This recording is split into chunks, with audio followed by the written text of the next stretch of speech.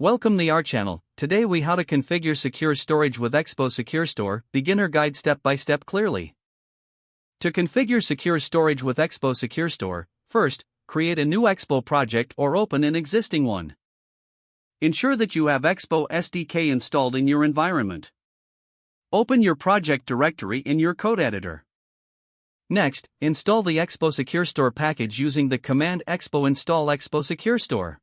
After the installation, import SecureStore in your desired file by adding import asterisk. To save data securely, create an asynchronous function called saveData. Inside this function, use SecureStore.setItemAsync to store your data. Provide a key and value as parameters to set item async. For example, you can use the key username and a value like John Doe. To retrieve the data, create another asynchronous function named getData.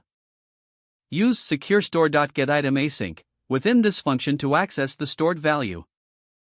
Pass the same key you used for storing, like username, to this method. To utilize the retrieved data, you can log it to the console or display it in your application. To delete stored data, create a function called deleteData.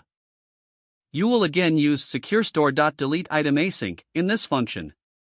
Pass the key of the data you wish to delete, for instance, username.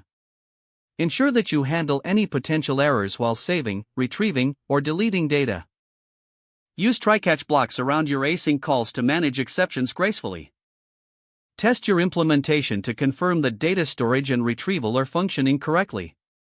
Run your application in ExpoGo or any simulator to see the secure storage in action. With these steps, you can successfully configure secure storage using Expo SecureStore.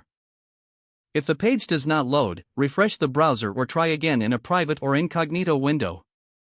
Make sure you are using the correct email address, then retype it carefully to avoid small typos. If your password is not accepted, use the reset option and create a new strong password you can remember. Check your spam folder for verification or security emails, then complete any requested confirmation steps. Enable two-factor authentication if available to improve account security and reduce unauthorized access risk. After signing in, review your profile details so your contact information and settings are accurate and current. If you see an error message, note it down and try again after restarting your device and internet connection. Don't forget to like this video and subscribe to our channel for more step-by-step tech guides.